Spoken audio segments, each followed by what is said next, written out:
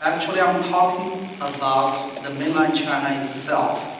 The truth is, geographically, there is only one entity of mainland China, but politically, economically, sociologically, and even sentimentally, it has largely broken into two societies.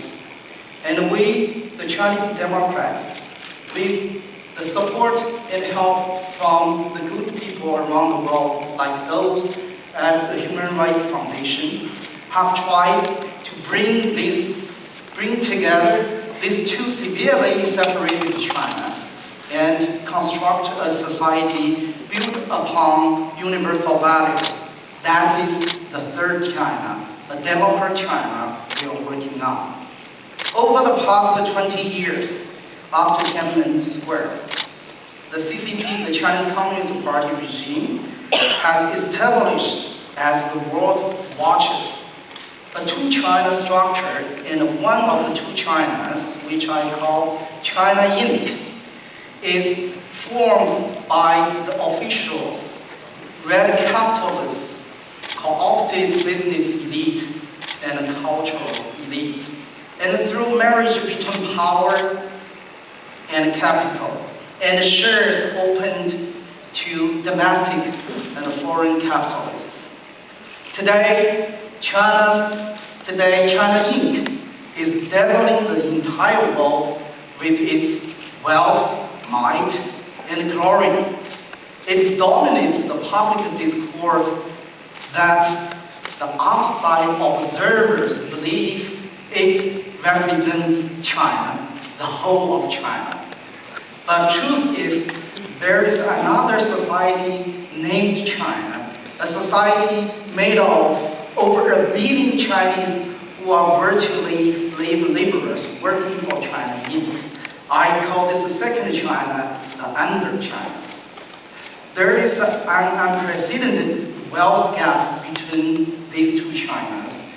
Citizens of the under China, constantly subject to exploitation and persecution, are unable to enjoy basic benefits or constitutionally affording the civil and political rights.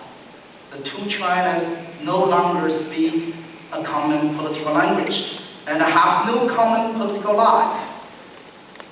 To maintain the two China structure, on top of the traditional lies and violence that every autocratic ruler uses, the CCP regime has developed new tactics.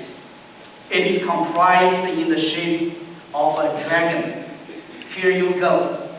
The body, sustaining economic growth at all costs to maintain the regime's ruling legitimacy. Two wings, appeasing the elite with corruption and suppressing the powerless with mob police. Two claws. I don't know how many claws a dragon has. I have not seen one, but I said two claws. Purging citizen advocates like Liu Xiaobo and blocking public opinion. Dao Aung San Suu Kyi has recently observed it is not power that corrupts, but fear. Fear of losing power corrupts those who have it. The China we view today reflects her wisdom. The CCP's regime's paranoid fear allows it to imprison and torture its best and brightest citizens.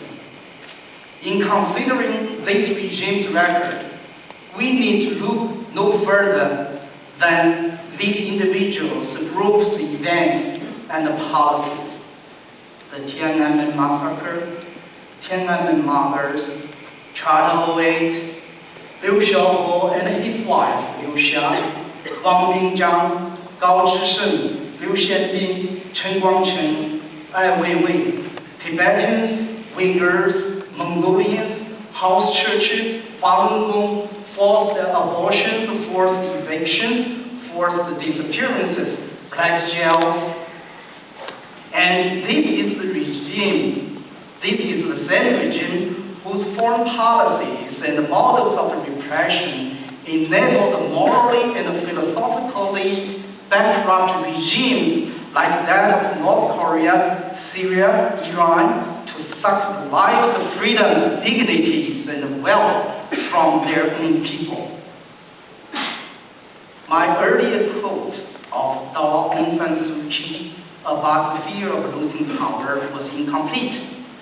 Following what I quoted, she also said, "Fear of the scourge of power corrupts those who are subject to it." This fear has not only worked in China, but also gone beyond its borders.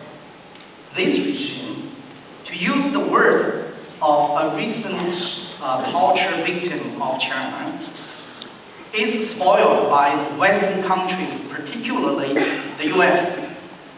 The world history tells us that no country that treats its own people harshly can be relied on to treat another country's people with compassion.